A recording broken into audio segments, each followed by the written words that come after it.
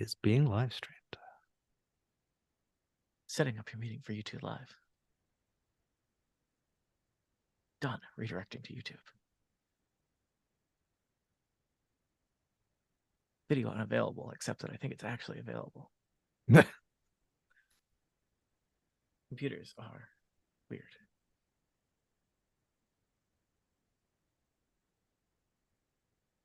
Well, we shall assume. I think it's almost there. I think it's there. All right. Let's see. New pin chat. Okay.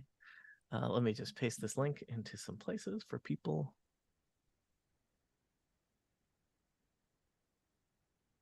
Oh, it's a surprise. Oh, our guest. surprise guest. What? A surprise guest. Same surprise guest surprise. The same surprise guest it's always, except that it is a legitimately surprise guest because Dan never pre-announces his a Dan arrives announce surprise. Yeah, Dan arrives. Not surprised if I tell you I'm coming. Dan arrives exactly when he's no one ever says some people expect the Danish Inquisition. No. We were discussing whether or not you would show up. Yeah. I'm a man of mystery. What can I say? Well, the mystery we decided was you had a book to promote. So welcome. Yeah. It's not a mystery. That's just obvious. Well, it is a mystery, isn't it? Well, I guess that's technically true. If you want to get technical, which you do, obviously.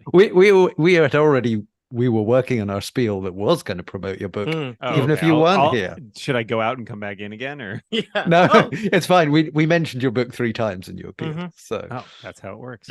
But we had not started streaming at that point, so no one heard it except James and me because we have ears. All Souls Lost, a book I have purchased. That's the best kind, and read half of, Dan. So even better. Yeah, well, that's better than me.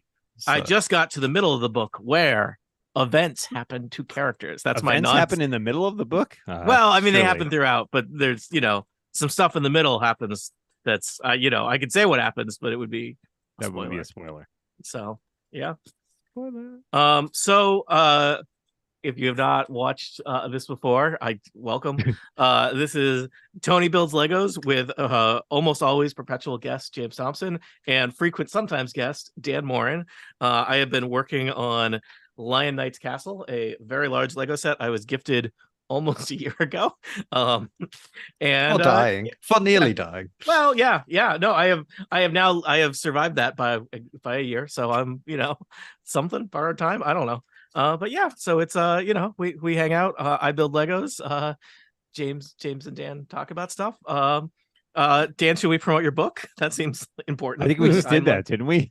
I don't know. That was the preamble. That was a preamble. I think if you're watching this and you don't know that Dan Morin has a new book out, then somewhere something has broken, and so we should really make sure that Dan Morin has a new book out. Dan, do you want to say anything about your book, or do you want us to do all the talking? You get to decide. You're a guest in this house. It's one of those awkward things where like promoting your own work is sometimes feels gross, weird. Yeah, but you kind of have to do it because like I mean, here how about this? We'll flip it, and especially I imagine the book having just come out, you've done a lot of promoting it in various places, right? That is true. So writing, podcasts. Let's teach you a cautionary lesson. James and I will attempt to promote the book, and then you will correct us. I have some slight regrets, but well, I am now like, do I? How helpful do I want to be? It's now. I'm like, it's Is this helpful, Tony, or Tony, Agent of Chaos? Well, it's early in the podcast, but I have been drinking Dunkin' Donuts coffee. Dunkin' Donuts coffee, not a sponsor of you crossed out the logo, thing. Right? Well, just hold it so we can't see it. But also prominently featured in Dan's book, All Souls Lost, because All Souls Lost is set. I mean, I would describe it as set in Somerville, but perhaps for broader audiences, set in the immediate vicinity of Boston, with scenes taking place in the fair city that Dan and I live in, as well as places adjacent to that. And it's like some of your other books, Dan, I guess all of your other books, it blends genres. So I am not sure exactly what to label it as, and how we feel about nerds labeling things, they love it. But I will attempt, just because people do frequently kind of peruse what books they're going to buy or read based on genre. I would say it is kind of a modern day supernatural mystery, supernatural or kind of noir occult book. Yeah, yeah. But and being written by Dan Morin, it has pretty heavy humor elements in it. Is that how is That's that? fair. No, I think Okay. that's all very good. I think that's all Yeah. accurate. So I'm Um, assuming that this is a prequel to the Galactic Cold War books. we don't know that. I guess. I mean, I I haven't- can neither confirm nor deny. Yeah, I guess that door is open. There's Dan. I don't recall exactly, but are there any supernatural beings in the Galactic Cold War? None not yet. that are known Yet. of, but Known of. it doesn't mean Is that the they're spoiler for not. the end of that series that all of those characters are ghosts? So Well, I mean, I haven't gotten to the end, so I mean, they could end up as all ghosts. I got bad maybe news. I'm just saying they could have been ghosts. They're ghosts all along, is what you're yeah, saying. yeah. Very Sixth Sense spoilers. Oh, spoilers! I still haven't seen Spoilers. that. So, and I probably never will at this point, based upon that just now. Yeah, I enjoy it. It for me there is the added kind of fun that it is set in the city I live in, or at least large chunks of it. But I think it would be fun for anyone, regardless of what city they deign to live in. The main character's name is Mike Lucifer, which I think is a great character name. Yeah, and there's I don't know how much, I don't know what you get to say without spoiling stuff, but there are supernatural things that happen pretty early on in the book because it's that kind of book. Yeah, There's some mystery. there's a mystery. some- Yeah. Thrillery aspects, I guess one Yeah. could say. James, did you see anything that you recognize this book? I don't know if you've read this book. So I have not I'm read just this gonna book put you on the spot. Wow. yet. Yeah. I have read Whoa, hold on. all your previous books. Okay. Whoa. Let's get to the most And- important thing here, James. Have you bought Mhm. the book? I did. Okay, The- then Dan doesn't care then. You may I- live. I Yeah. pre-ordered the book on day one of pre-ordering, and then was surprised some months later when it turned up on my Kobo. You're like, I can't believe I pre-ordered this garbage.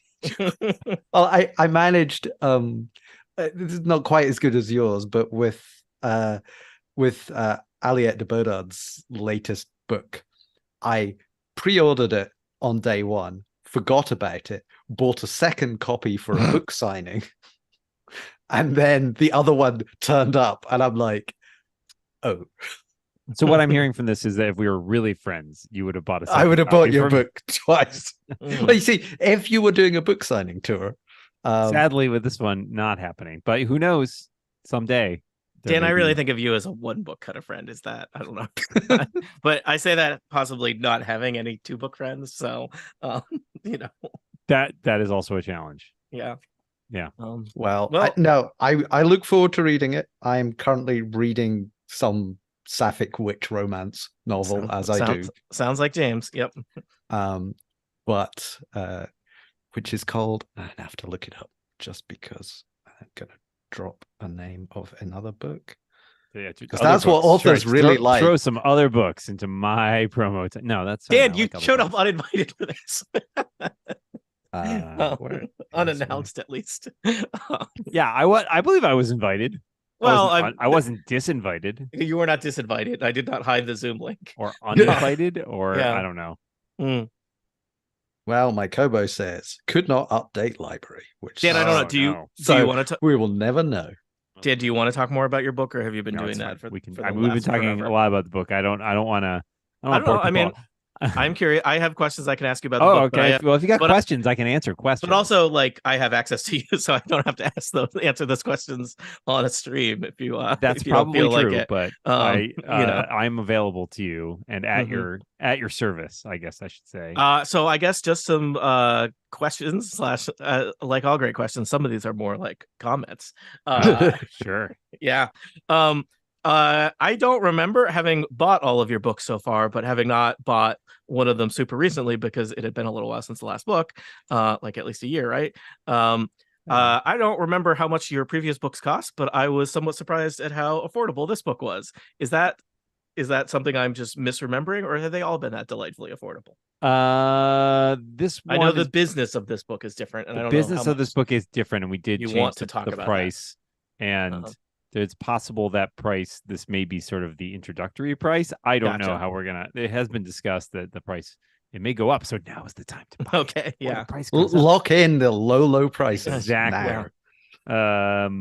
Yeah, I mean, I don't know. I mean, pricing stuff is weird with books a lot of times. and you have authors don't get zero say. input on that, right? On It's this one, I did because of Oh. the different publishing model. We actually discussed the prices, and it's hard to figure out where to like.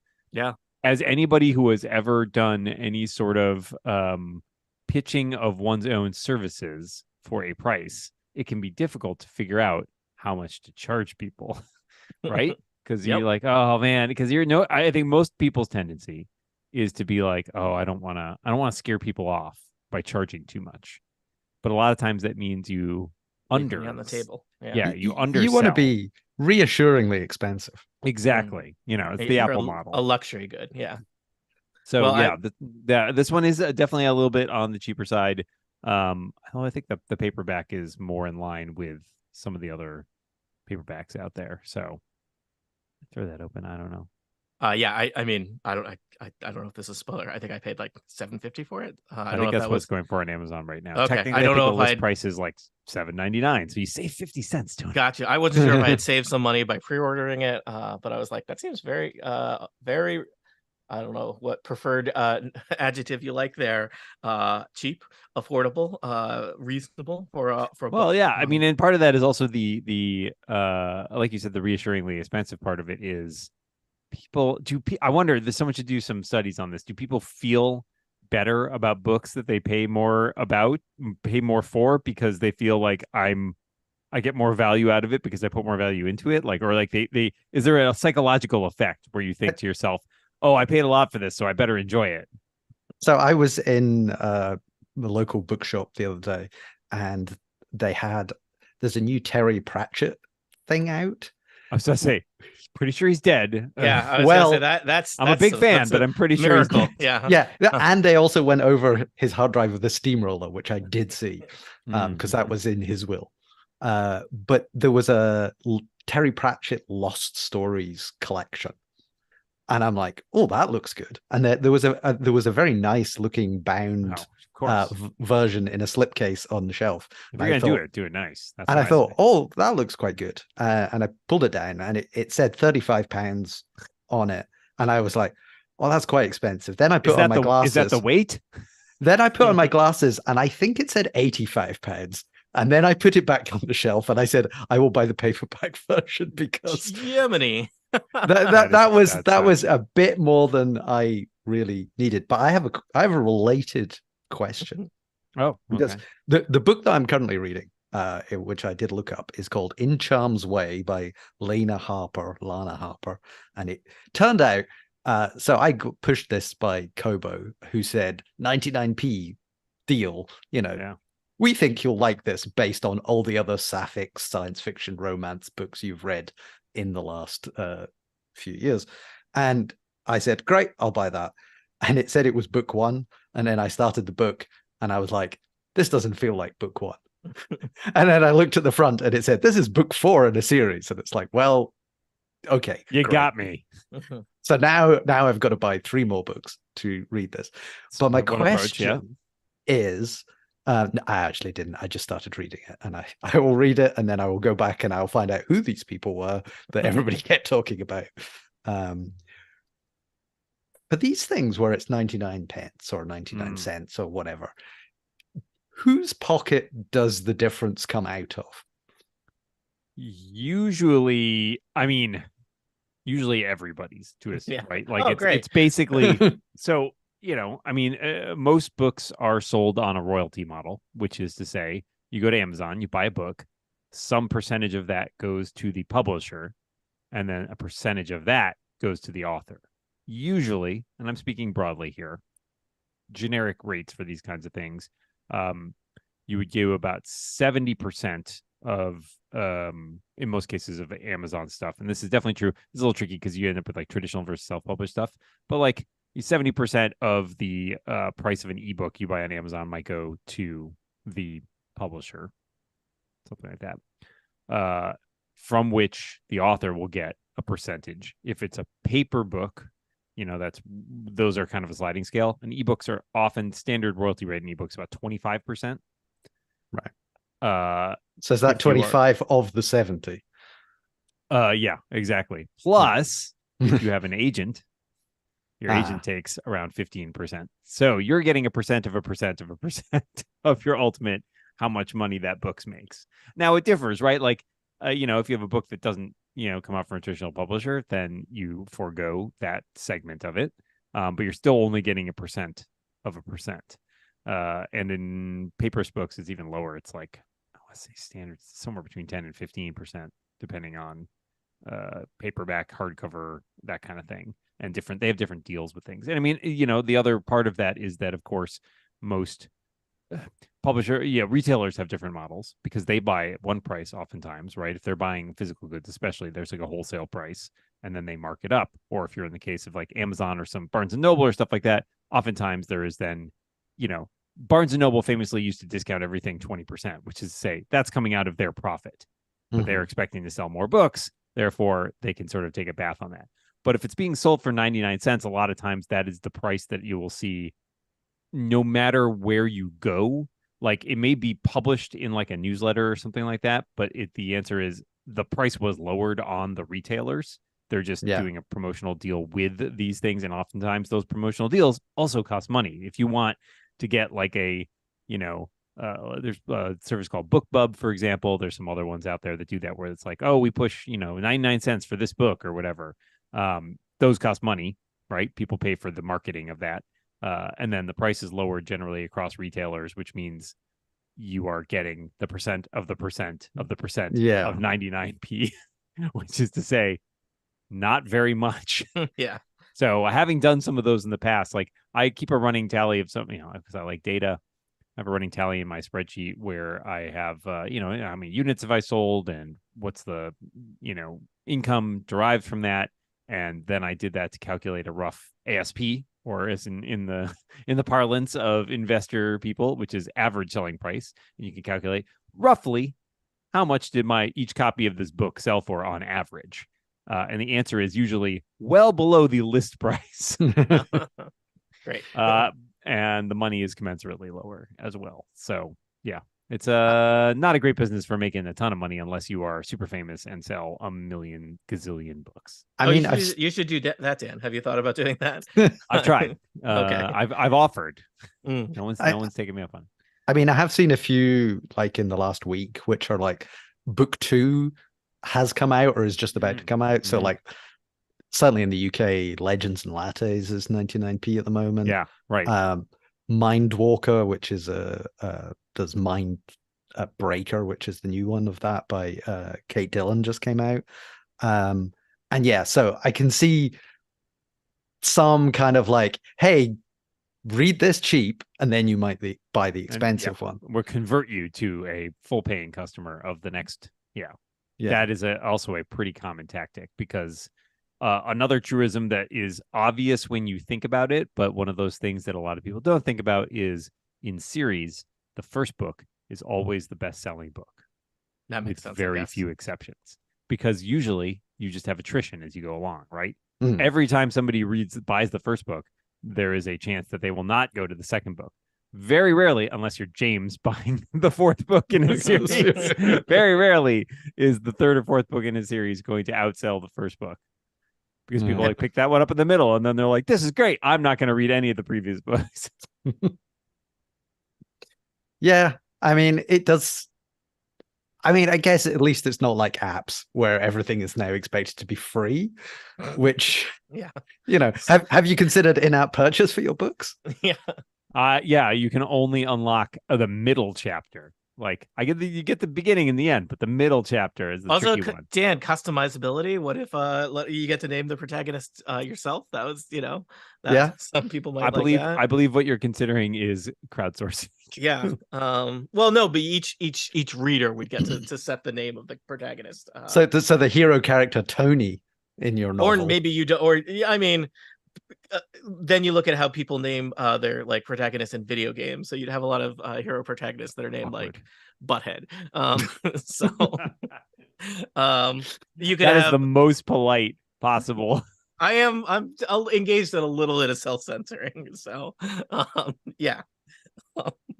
Thinking back to my days playing multiplayer matches in Halo 3 or whatever, many names far more offensive than that. Any other questions I can answer for you about the economics of publishing? It's a weird industry. Do you hope to do sequels to this book? Do you hope that this will be a series like your Galactic Cold War series? I mean, I think, and I talked a little bit about this cross promotion on. We did Anthony Johnson and I recorded an episode of The Incomparable, which is not out yet, so I haven't listened. Not out yet, but the bootleg is out. I was waiting for the edit. Sorry, Tony doesn't pay for the premium membership. So. Yeah, that's good. That's smart. I am the premium membership. I think for me right now, it's like I want to see how this does because it's kind of an experiment. So I have not started writing anything. I did when we were trying to sell this book. I did write up like a pitch for subsequent books, and I think the formula of it, in that it is sort of a mystery with a detective, lends itself to a certain degree of series potential. Gotcha. It's just not something that I have actively started working on, in part because I have other stuff. Have you considered making the detective some kind of dog sitter? I hear that's really in at the moment. There are intellectual property challenges there. Cat sitter. Cat sits. Yeah, cat sits. It's it's distinct. Feeds your fish while you're gone. Might water your plants. I don't know if I would trust Mike Lucifer. Oh no. If you want to keep your pet alive, that's a bad idea. Again, I've only read the first half of the book, but based on the first half of the book, I don't think he's pet sitter material. His pet sitting does not improve in the second half of the book. Okay, yeah. I think he's not pet sitter material. Sorry, Felix Castor. I'm sorry. Totally different character. Wow. I was thinking about Felix comparing the two. Well, that was one of my inspirations for this book was Mike Carey's Felix Castor series, which I love. And I will say Felix Castor, sorry, so it's to explain my confusion there. Felix Castor is a British occult detective character who hangs out in London, written by Mike Carey. I think there's 3 or 4 books. I think I've read them all. There's 4 or 5. Yeah. Even more. Okay, maybe I haven't read them all. At one point, there was like a constant rumor there would be another one, and you would go to Wikipedia like, he's working on like the 6th one. But I don't think that was literally like a decade ago. I don't think that's happening. I like them a great deal. I will say my only critique of them, which I think is not an unfair critique, is that Mike Carey also wrote for the Hellblazer comic, and he's written plenty of other comic stuff. Felix Castor does feel, and this may not be a complaint, this may be a recommendation. Felix Castor does feel a little bit like there are parts like that it feels John Constantine with the serial numbers filed off. Yeah, and like there's even I think there was even one thing, like an aside, where I felt like there was even like maybe a little bit of like self-plagiarism from one of his stories. But I mean, I also really like the John Constantine character. They are different characters, but they are both, they're British. The same sphere. Yeah, they would be. They wouldn't get along, for example. But they probably know each other on LinkedIn or something. Neither of them is on LinkedIn. I think Felix Castor probably would have a better kind of job approval rating than John Constantine. I don't think John Constantine. Everyone kind of hates John Constantine. So yeah. But yes, so Mike Lucifer, totally unrelated. But except that is in the same biz. But in a different part of the world, doing different things. So yeah, I didn't set it in London for a reason. Is that because you don't? Potentially because I've only spent like a handful of days in London in my life. Yeah. Do you want to say anything about setting it in Somerville, the town you live in? Well, I mean, I wanted it to have a certain degree of realistic grounding, and so I don't know. I spent interesting choice to include all those supernatural elements. Given but the realistic ground. I mean, that's the nature of urban fantasy. Is you got to mix them. You got to mix them, Tony. Yeah. I don't know. I think Boston is also it's a city with a lot of history. And it has a lot of weird stuff. In fact, my wife just sent me a really good story in the Boston Globe about a there was like a what's the right word I'm looking for? Not craze, but like in the 1800s or something, there was like a vampire panic in Massachusetts, apparently. And I think I've heard about this. Yeah, it's kind of wild. So I think there were some weird burial things for a while because people would like dig people up because I mean it was a lot of it was linked in with tuberculosis basically because one of the things I guess it does is like you can have like liquid blood in your lungs, and so people would like dig up people and they're like, there's blood in their lungs, they must be a vampire. I mean, a lot of the vampire kind of as a mythology is based on kind of lack of understanding about various illnesses. Various illnesses, how people die. I mean, there'd be things where they dig somebody up and like the corpse is all bloated, and that means they're a vampire because they're getting up. I mean, I think there were probably some things where they, buried somebody who was dying, who was not dead, and then they acted strange. And I really thought you were gonna say they dig people up and they're like, the muscle tone on this corpse is excellent. I mean, I think there was been working out. They dig people up and the based on how. Sorry for the content. Corpse talk, everybody. Corpse talk. Based on how the person had decomposed, it would look like their fingernails and hair had continued to grow, when really it was like, other parts of the body were kind of receding. And so people are like, clearly this person is still, getting up and not getting haircuts, so they're a vampire. What if they were getting up and getting haircuts? Yeah. I mean, this just sounds like people trying to throw you off the trail that they were actually a vampire. They were actually a vampire. Yeah. So anyway. I will say, I think I have, in pretty much record time, blazed through bag 22.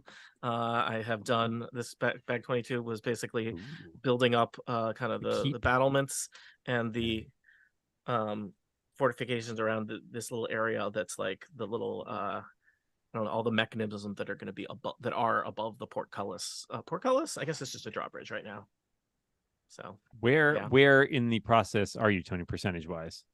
I think I'm about 80%. That was bag 22. I think there are 26 bags in the box. An important question: is that a dog or a sheep that's in the moat? That is a sheep that I have. I keep opening packs that have some kind of figure in them, and it's like the challenging thing of I kind of have. Where you put people when they're the building is under construction, right? So that little, I think it's a sheep, that little lamb ended up in the, he's fine. It's a very shallow area of the moat there. So that lamb can swim. Can sheep swim? I don't know. Probably that. I mean, they're not competing in the Olympics. Although, let's be clear, there's no rule saying a sheep can't compete in the Olympics. I think you'll find there is actually an explicit rule. Yeah, the Olympics are pretty heavily regulated, Dan. This is not like. Are you familiar with the IOC as an organization? The Olympics are heavily regulated in the sense that look, they don't want money. They can do whatever they want. They don't want large percentage of actual humans competing. So that's a fair point. Yeah. So bag 22, I'm getting there. I mean, I think it had been a while since we hung out and did this, and I was starting to feel like this Lego set has been here for a while. It is the albatross around your neck. Lego albatross. It is a lovely set. It has been lovely to build. I'm looking forward to having the castle at the end to have on display and look at every day. It was mainly the challenge that like I committed to doing it as a stream, and I think I've done almost all those with James. So it's like I have to schedule it and do it, as opposed to it's also a very big Lego set, as opposed to I think another Lego set I would just sit by myself for a half hour, multiple days in a row, and then be done. I think you sort of like exaggerate the difficulties in scheduling James, which is normally you say, do you want to do this? And I go, yes. Yes, James is a very available person. That's one of his strengths. This is why I'm on so much TPK, because I just never say no. It's very available. It's part of one of your best qualities. Yeah. Yes, that's what I hear. It's yes. Well, I will demonstrate what I've been doing today. I don't know if you can see behind me.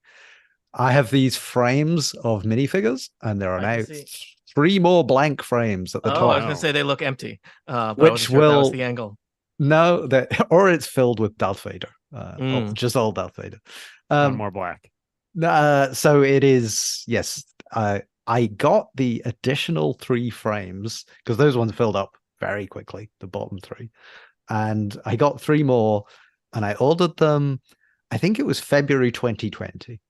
And wow. there was somewhat of a delay for who knows what possible reason. Yeah. And I got them, I think it was around Christmas 2020. And they've been sitting in the office waiting to be put up on the wall for approximately 3 years. And I thought, oh, this is one of those tasks that you put it off for 3 years, and actually it's really simple and you should have done it years ago. No, it was a complete pain. Okay. Nice. And I was right to put it off all this time. But it's now up. But now I need to take all of them down, take Put all actual the minifigs in them. I need to take all the minifigs out of all the frames that are there. Because are you reordering them? Yeah, well, so Dan, you need a system. That's fair. The leftmost one is DC, the middle one is Marvel and MISC, and the rightmost one is all Star Wars. So it's going to be a case of I need to take them all out. I need to collect together like all my Obi-Wans and all my Ahsokas and all that. I have a clearly a much smaller number of minifigs, but I do have a similar kind of arrangement, and I have one that is Star Wars and one that is I think Marvel and DC. So yeah. But the problem comes that you lay them all out, then you find another Obi-Wan, and like everything needs to shift by one, and that is a painful. I have this problem with books. It's like I have a book system, and then like a bookshelf gets full, and it's like, oh no, now we're gonna have to like move this, and it ripples all the way down the line, and all of a sudden you're moving a ton of books. Yeah, and then at some point you run out of space on your bookshelves, and it's like for every book that comes in, something needs to leave. Oh yeah, my parents have been trying to make the one book in, one book out system work for I was going to say how many decades? Decades. Yeah, I mean, I'm not saying that I've actually managed it because I have this. It's a great theory, though. What usually happens is just my to read pile gets bigger and bigger, and then, well, it's certainly getting bigger faster than I'm reading it, because I'll get something in like your book, indeed, and then it'll go more to the front of the queue. I nearly said front of the queue, but then I picked up another book and I read that first. But that's just because I'm a bad friend. But yes, it's the now I've filtered all my books. All the real dross is gone, and I need to figure out what to do with the new books that are coming in. And I think the thing that I might have to do is move house. This seems to be the simplest solution to the problem. Just give up. Don't rule out arson. Have you considered the option by one of our friends where you just get another apartment in the same building and knock down the wall? I genuinely have. There's been a few times that one of the apartments in this building has gone on sale and we didn't buy it, and now we regret it, because it's like I could have had that fireman's pole down. Or knock across the landing or whatever, and because the location where we are, Dan, you have been here, is very nice, but to get somewhere bigger around here is almost impossible unless you're prepared to spend very silly amounts of money, and I do not have very silly amounts of money, and yeah, so I might try and like just squeeze another bookshelf in somewhere, and that'll make the problem go away for 5 years. But yeah, kick that can all the way down the road. I mean, if you kick it long enough, it's somebody else's problem. Just put it in the recycling, James. That's what we're saying. Put your books in the recycling. Okay. Well, when you're done with them. No, or you donate it to a library or give it to a friend. Well, I don't know. I am in a very big. I'm still clinging to it. I have been doing a big clean out of stuff, so the stuff has been leaving my apartment with greater frequency than it has been coming in. That is a kind of a temporary state that exists now. That is the opposite of how it existed for forever. So, but yeah, I am been actively taking stuff, selling stuff on eBay, going to the post office every Monday and shipping out stuff. And, it was a nice little hobby, basically, when I was unemployed. It was not probably super cost effective, but it was like, kept me busy, made me feel like, well, at least this stuff is not going into the landfill. but it's going to someone else. And I have to say, I am somewhat amazed by what nerds on the internet will want. So for a genuine Tony Sindelar, they're not. I mean, that they're not advertised as such, but if you know. I guess so. I believe since the last time we had one of these streams, is this an announcement that you are gainfully employed? I think I've announced it on most places on the internet. It's not a secret, but I did start a new job. Finally, I was unemployed for 8 months, and I am not unemployed anymore. So, and how does it feel to be a professional Lego builder, Tony? I'm not a professional Lego builder. I am a learning designer, which is roughly what I was doing before in higher ed still. But it is it's nice to have health insurance. It's a job I'm excited about. So that's good. I don't know. I think other people probably are better at being unemployed than I am. I was real bad at it. So yeah. I mean, both of you are self-employed, which I don't know if I could ever not really by the do. same person too, which is yeah. We employ each other. Yeah. That feels like a tax scam of some kind.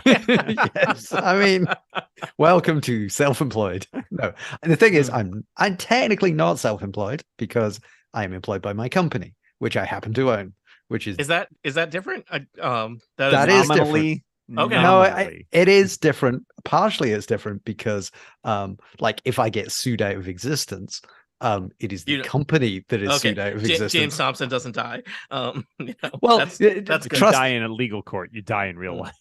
Trust me, as somebody who was sued, this is an important thing to have. Yes. Gotcha. We shall not. Don't get sued, James. Yeah. Well. Who are you sued by? Like the soul of the calculator? Someone's like a calculator is. He may not be allowed to talk about these. I know. I'm just needling him now. It is. I believe the term is non-practicing entities.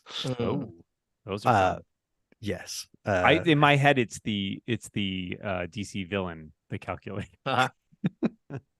No, this was a long time ago. This was 20. I don't know. Whenever in-app purchase got added to the App Store, and there was a lot of people who were early adopters of in-app purchase, and then bad things happened. Bad things happened. All right. So, but you are still technically, that may differ in legal practice, but ultimately you are still your own boss. You report to yourself. It's not like you have a board of people that are like. No, I mean, nobody owns stock in. There are two shares. There are two shares in the company. One owned by me. One owned by my dear wife. Good choice. And, is this a bad time to tell you I bought your wife's share? Well, it's not like she has really managed to control what I do on a day-to-day basis either. Is your share worth the same amount? Is he only has 50%? Okay, so it's a 50-50. You can't control what you do on daily purposes because you have equal votes. What I'm saying is you need a tiebreaker, and I'm available. Yeah. So if we dilute our shares, so there's like a 0.001 share. There you go. Yeah. I take bids and I take bribes and all of that. James, I'm just going to say, I think both of you and Dan are lovely people, but I encourage you not to take legal advice or business advice from Dan. And I think we are now dealing in an area that is both, and that seems, buy Dan's books. Don't buy what I can print out a law degree in probably 2 minutes. Yeah. So it is different, and we do all the payroll and all the tax stuff. So it is a proper company which can buy things and write off against tax and do that sort of thing. You got to work on saying that where it doesn't sound like you're what's the word? Lying. Buying Legos and writing them up. I've thinks, have I ever bought the company? Yeah. This is being recorded, James. I have to tell the truth. You are liable to this, to your all right, just to be clear, you don't have to tell the truth. This isn't a court of law. You can say whatever you want. It's the court of public opinion. Yeah, well, worse in some ways. I do not believe I have ever bought Lego on the business. Okay. I have certainly bought.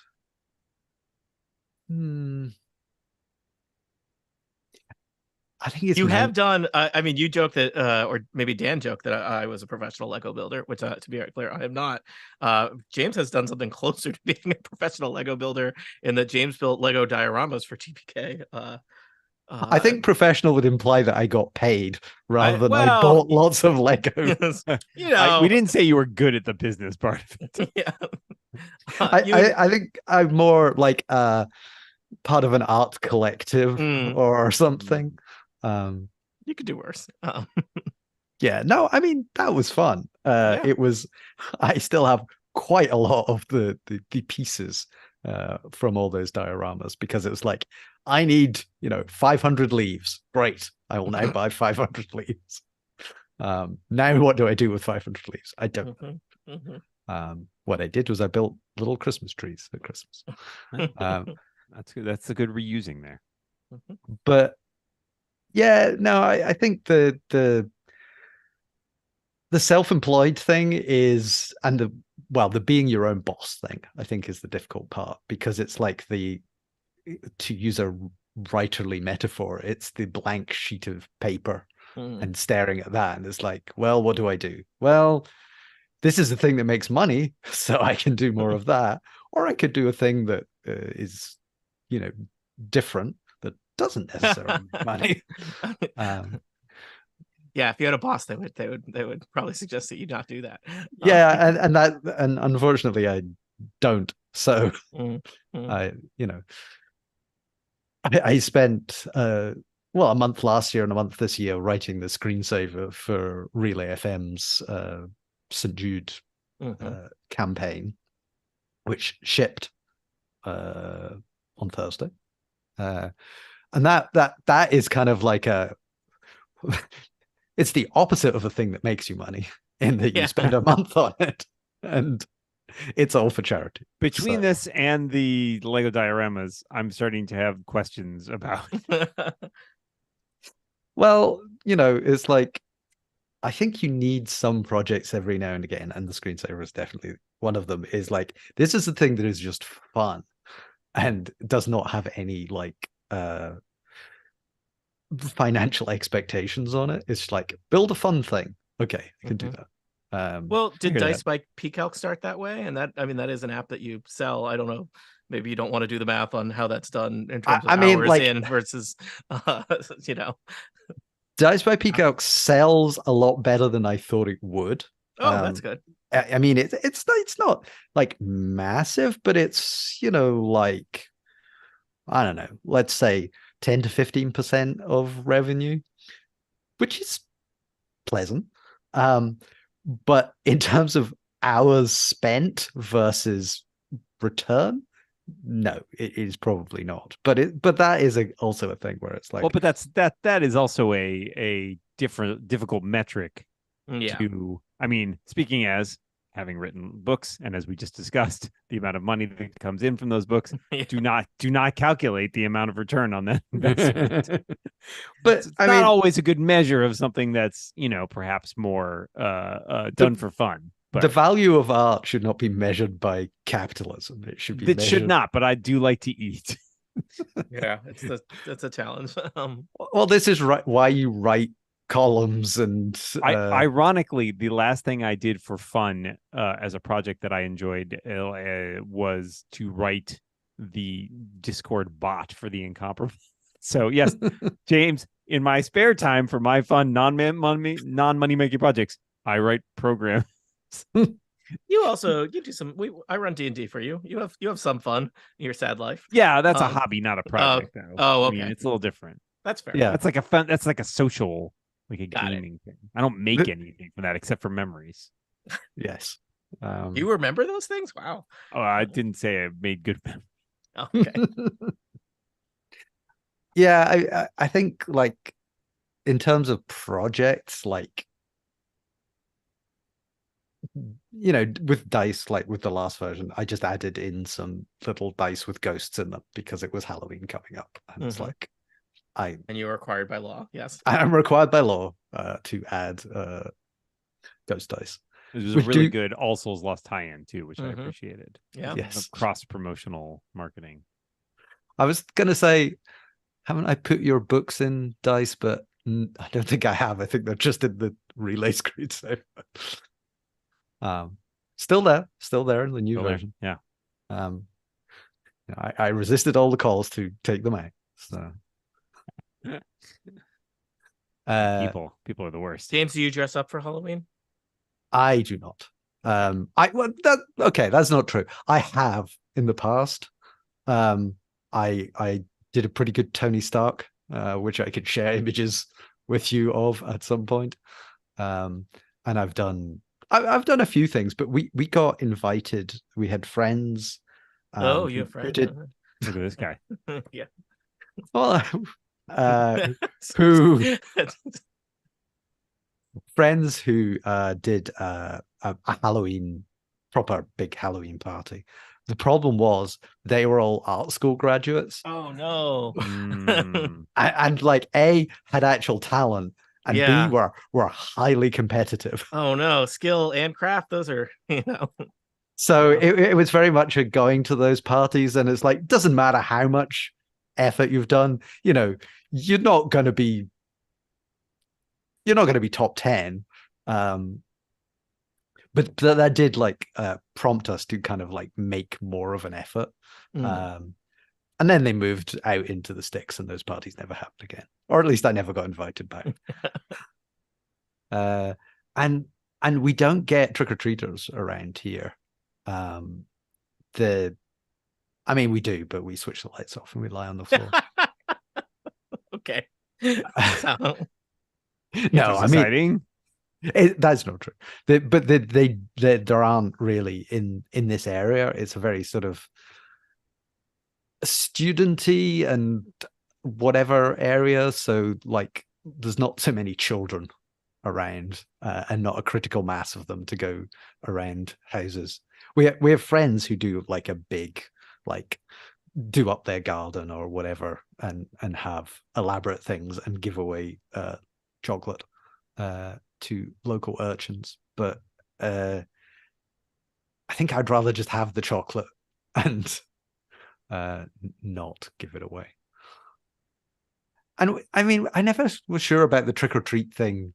It's like, what is the deal? Like, what is the deal with what's the deal with?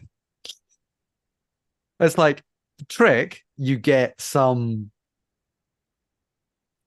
terrible joke or whatever, and then you give them chocolate, or you give them chocolate. Yeah, usually you just go to the treat. The trick or treat is the statement of trick or treat is usually a formality. Well, I always thought that, wasn't it is it not like extortion? Well, it's you give me a treat or I will throw toilet paper over your house. Yeah. That sounds more like an American approach. Yeah, well, that's how we work. It's the Chicago way. Yeah. Well, Dan, I know, has a Halloween costume this year because Dan is not a miserable wretch. So well, he is also. Hold on, allow me to. Dan has a Halloween costume this year. Yeah, we could leave it at that. Yeah, leave it at that. But yeah, I do have a full set of Jedi robes, which do occasionally get bust out when needed. Way better than a partial set of Jedi robes. That gets you arrested. Very awkward. No, I spent a lot of money from a Jedi robe supply company. Everything about that sentence is hilarious. Yeah. I literally think it's something like jedirobes.co.uk. I'm now gonna I'm imagining what the guy who runs jedirobes.co.uk looks like. And for some reason in my head, Watto is for some reason. In my head it was Qui-Gon Jinn, but with like sunglasses. Well, maybe Watto runs the inventory and Qui-Gon Jinn is the used car salesman out front. I have a very specific set of skills, and it's making Jedi robes. I lied. It's jedi-robe.com. Oh, okay. Not a sponsor. Not a sponsor. Who will sell you pretty much any costume that you so desire. If it's a Jedi robe. No, I've always been very on the fence about like buying costumes versus making costumes. Like, I feel like when I was growing up, like my mom very much emphasized the like, we're going to make all your costumes, and she was very good at it. It is not a skill I have, and my costumes in my adulthood have tended to be much more slapdash, I guess would be the politest way of saying it. Improvised. Well, okay. So my question is, did you make your Star Trek costume? Absolutely not. So I did as a kid, as I've said in a couple of places. I had a Star Trek The Next Generation uniform that my mom made for me. That was like a red turtleneck with like the black panels sewed onto it, and I did have a comm badge, and she sewed on some buttons for pips, and I had a fake beard, which I no longer need to be Commander Riker for one Halloween. But this one, I bought from a place passed along by our friend John Moltz, where he got, I know, a uniform, and my wife and I both got Strange New Worlds outfits, which is really just again, it's just a red shirt, but it's slightly nicer than stuff, right? It's got some panels and like some texturing and stuff like that. We'd originally bought just some like red like long sleeve like technical shirts, and they looked garbagey comparatively. So you spend a little extra money, and I do have a little, the little insignia badge, which I think has even gotten improved in the time, because like the one I used to have was like a pin, so it had like pin backers, but it's not like a thing that you really want to wear on a shirt because it's like kind of pokey. But the new ones are magnetic. So they have like a magnet part that goes underneath, and it just clamps on. It doesn't leave holes in your shirt or anything like that. It's pretty cool. So, and then somewhere, I think I left it downstairs, but I also ponied up $25 for a TOS communicator, because it doesn't love a good flippy communicator. That's the best part. Yeah, that's the best part. Well, while I have not worn these robes in a while, there was the daughter of a friend contacted me and was like, I need a lightsaber. Do you have Obi-Wan's lightsaber? And I'm like, I've got 3 of them. Which would you like? Wait, are they Lego sized or full size? No, proper size. I do have a lightsaber behind me in that you made at Disney World. That I made right at Disney World. Does it look like anyone's light? I mean, hold on. I'm gonna get it. Let's get real here. Is it inspired by any particular Jedi work? Well, Tony, why don't you tell me?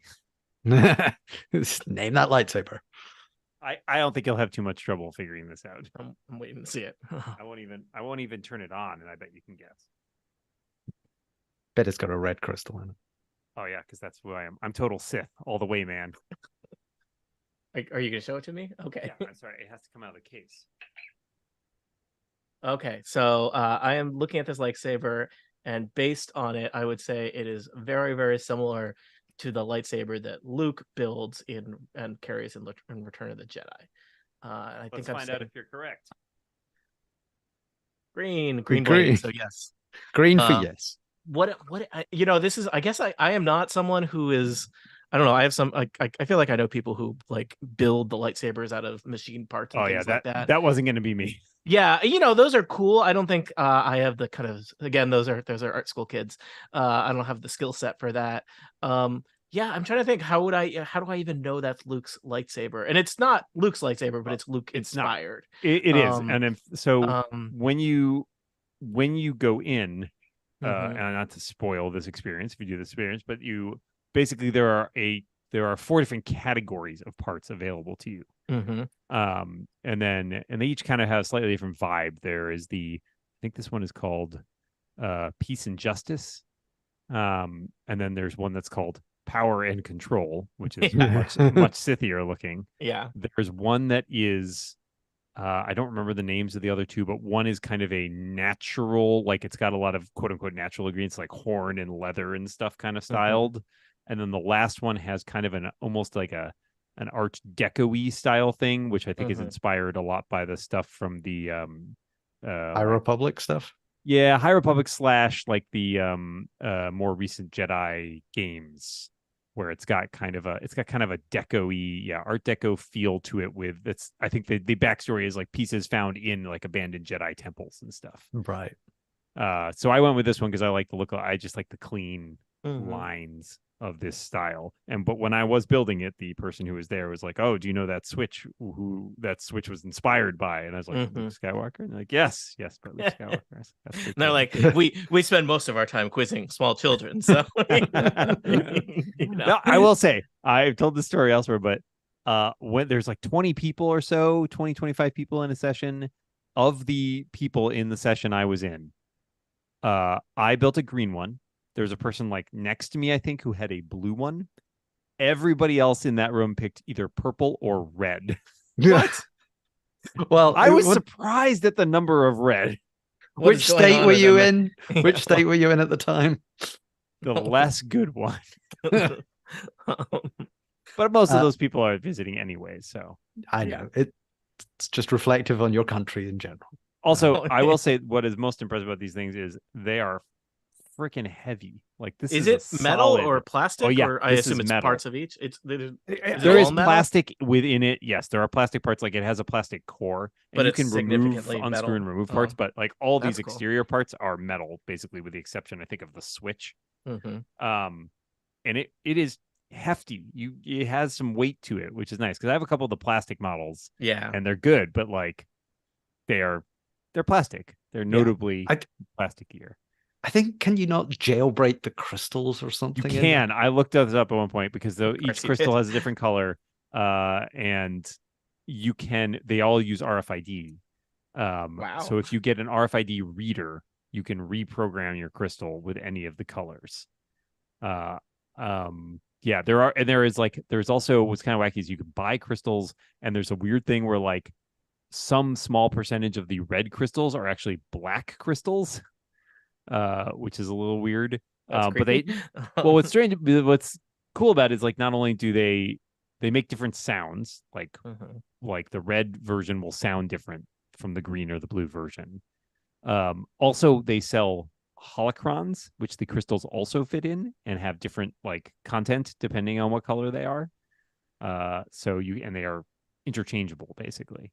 But you can also like literally buy another crystal, take this apart, put a different one in, and get a different color. So they sound reassuringly expensive.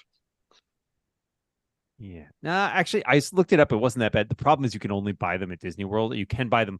There are reseller markets, but the resellers mark it up a bunch. Because at Disney World, I think they're less than $20 a piece, which is not insane. But especially on the resale market, to everything else. 40. Yeah, exactly. The resale market is more like $40 or $50. So I'm surprised they don't have to have a system at Disney where they invent their own currency to further obscure what you're actually spending on everything. Kind of, but not really.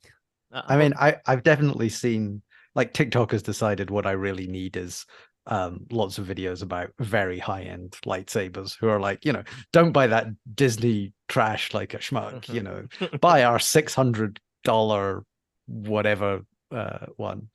I do appreciate the attention to detail, by the way, because if you try to turn it on, I don't know if will work over Zoom, but if you try to turn it on with no blade in it, it makes like a sparking sound. Oh. And then when you put the blade in it, it makes like a nice like little click-a-junk. So I think they should sell the ones that they had in the Galactic Star Cruiser thing. Didn't they have the ones that extend? Yeah, that come out. Well, maybe now that they are selling that whole hotel off for parts. Yeah. Is that what they're doing too? I know they are closing it. I think it's one of these things like they can't reuse the bits of it, like any of the sets or any of the stuff, because if you're going to write it off for tax, it has can't to be trashed. Basically, you have to basically grind it to dust and spread it across the land. That sounds great, really efficient. Well, that's capitalism. I am sad that I didn't get to go to it, but then again, I didn't want to spend that amount of money. Yeah, I felt like that was probably not in my my future. I was happy to go to Galaxy's Edge. I didn't mind missing out on the Star Cruiser, but we'll see. I'm also not sure how well I would do in a sort of semi-LARPing situation. It's full LARP or nothing for James. Well, no, it's more the like. Now, I desperately really want Weird Al now to write a song called like a semi-LARP kind of life. Get Lex right on that. Yeah, so I'm sure he watches these streams. Yeah, yes, definitely. Sure. Certainly well into the second hour. That's where yeah. Have you finished your bags? Yeah. I think I have. So that was bag 23. I have now constructed kind of housing for the drawbridge mechanism, and it's got a variety of kind of racks of equipment for the guards. And the very last piece they had me put on, which was kind of fun because the mechanism was all in place, was a little knob on the side, and when you rotate the knob, the drawbridge goes down. The drawbridge is kind of interesting. It's got a counterweight, so it's like its default place is I guess it's like it's weighted to be up versus and then you have to like actively engage it to lower it, as opposed to, in my head, a drawbridge is like it's down and you'd have to pull it up. I think you want your fail-safe state to be drawbridge up. Yeah, that makes sense. So there were a lot of little I feel like it's getting more into the kind of ornamentation stage of the castle versus just the structural, or little lion shields there, and there's some other shields in here in my little gatehousey area, and it continues to be a delight.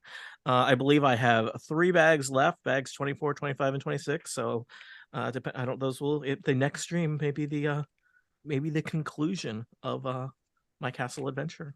So we need to get it done in a year. That was, I think, that's the contract. If I have to like if it's not built within the year, then a ghost will come and reclaim it from me. So yes. No, your gallbladder will come back. Oh no. Horrifying. So well, there are 8 people watching it, so thank you for watching. Other people may end up watching it later. I am getting to the stage I put off bringing more Legos into my house until this is done, but I will perhaps I'll ask people what I should build next. My eye is drawn toward, there's a TIE bomber from Star Wars that looks like a pretty nice build, and a nice Lego set, and is one of the Lego Star Wars spaceships I do not currently already have represented in my home. So I have seen that same set and have had that same thought. Yeah. It's like, well, I need to at least have one of all of them, surely. Yeah, surely. Yeah. I mean, I've got 2 Y-Wings, but they're from different eras. So I did buy all the Ahsoka sets pretty much. All of them. Wow. Well, it was like I bought Ahsoka's ship because it has a tiny David Tennant in it. That's technically just a robot that he voices, but yes. Well, he's in the suit, I'm sure. And but then it has Ahsoka and Sabine. So then I needed to get the baddies ship so that I would get so you can fight. Yeah. No, that's so that Shin Hati and Sabine can kiss, I think is the real. Oh, believe me, the TikTok wants them to kiss. That is just truth. And they will. I've got nothing. Speaking of which, I have to go, but it's been a delight. Thanks for letting me sit in. Yeah, I think with that we'll sign out. So thank you for watching. Thank you for hanging out. If you if you think there are things that I should build next, feel free to go to givetonymoney.fun and leave a comment. You can see my various other things I've been working on with some of my unemployment time there. I've been posting connection puzzles. There's been shirts. There's been other things. There are people in the chat. Jay asked, before you all go, is there going to be a Total Party Kill this week? There will not be a Total Party Kill live session this week, unless you count Sunday as part of the week. I do. Oh, okay. There won't be one on Tuesday. There won't be a Tuesday night one. We have unfortunately had some overlapping emergencies from our players. I know people are excited for the Dog and Pony show to return, so it will return as soon as possible. But we've had some major challenging difficulties with scheduling people there. There's a Candlekeep adventure starting next weekend, and with many Gribbets related players. But legally distinct.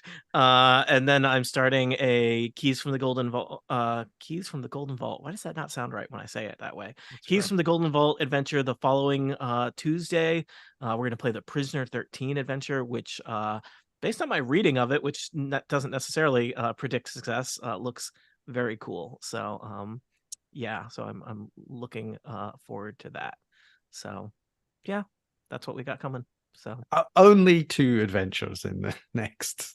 The Curse of Strahd adventure is ongoing. It's just our current rate of scheduling and streaming is very slow and interspersed, which for anyone following live is a little strange because they're in the big bad guy fight, and it's a giant fight that's going to take multiple sessions, and we play like one little sliver of it, like we play like 90 minutes and then we're not able to regroup for a couple weeks, and unfortunately there is then a little bit more overhead in terms of figuring out what were we doing that will hopefully be cleaned up in all the editing. But yeah, I'm looking forward to the Candlekeep one, mainly because it could create some please stop creating continuity errors, because with the Portland adventure that we got halfway through is the level 9 and this is the level 10 adventure. Well, therefore James, what if I tell you have to play a different character? No, because I don't want to. There is for last month, or I guess it's still October. October was our member month at the Incomparable, where we released a lot of special things, and the Total Party Kill gift to members is a recording of a in-person session of D&D we played over the summer that is available in 360-degree video. And I have watched it on an Oculus Quest. Or just the audio. But if you wondered, would our D&D adventures sound different if we were all in the same room, I guess you can find out. Watch it on a VR headset, and then it's like you are sitting in the middle of the table watching. And are very small, like a normal thing that people do, and very small. Well, it's weird if you're also one of the people at the table playing, because it's an out-of-body experience. Speaking of continuity errors. All right. Well, thank you for watching, James and Dan. Thank you for being here. I'll probably be back in another month or so with possibly the final Lego stream. Goodbye, nerds. Bye. And then I have to scroll over here to where my computer is and actually end.